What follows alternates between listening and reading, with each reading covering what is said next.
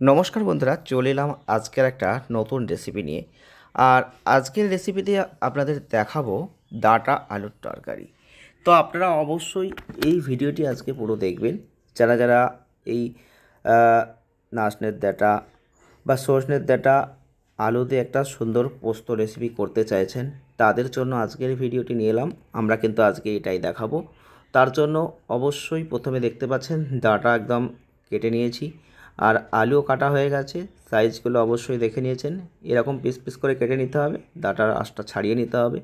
তো অবশ্যই আমাদের এগুলো রেডি করা হয়ে গেছে। তো এটা আপনারা অবশ্যই পুরো দেখুন আর কেমন লাগছে জানাবেন।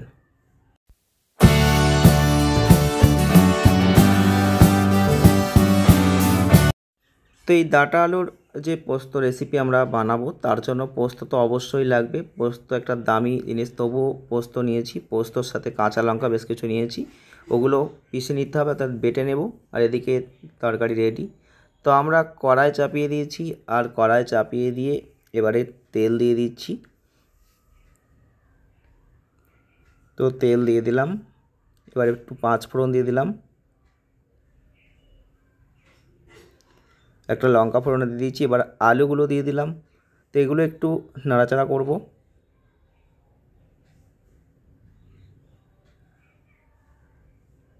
তো আলুগুলো সব আমরা দিয়ে দিয়েছি।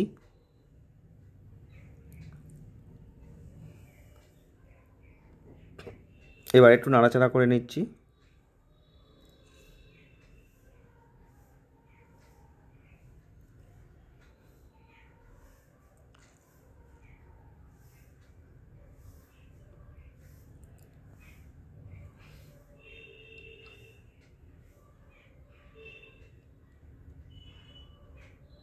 এবারে পরিমাণ মতো লবণ দিয়ে দিলাম, হলুদ দিয়ে দিলাম।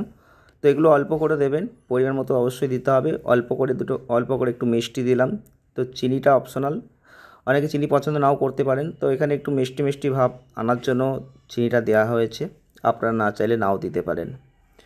তো এগুলো দেওয়া হয়ে গেছে। এবারে দেখতে পাচ্ছেন আলুগুলোকে ভালো করে একটু নাড়াচাড়া করে নিয়েছি তেলে।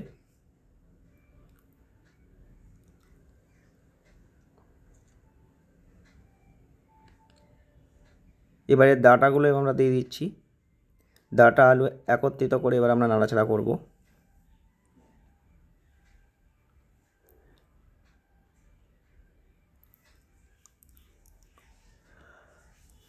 তো এগুলো একটু ভালো করে তেলে নাড়াচাড়া করে নিয়ে করলে এর টেস্টি ভাবটা কিন্তু দারুণ আসে। আপনারা অবশ্যই যারা যারা করেছেন তারা জানেন।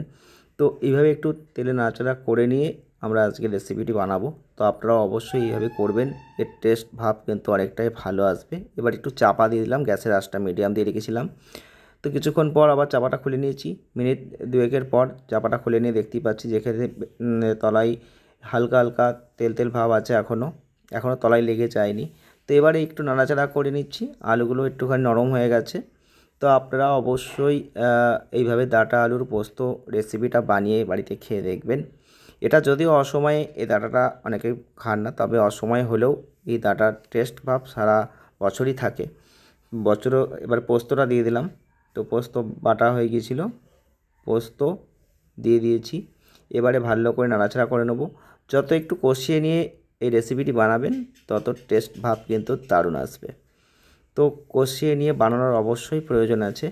অনেকেই আছেন একসাথে দিয়ে দিতে পারেন, সেটা কোনো সমস্যা না। কিন্তু এই যে কষিয়ে নেওয়ার পর যে টেস্ট ভাবটা আসে, সেটা অনেকটাই কম তখন চলে আসবে। তাই জন্য অবশ্যই কষিয়ে নিয়ে করবেন, টেস্টি ভাবটা আপনারা পাবেন।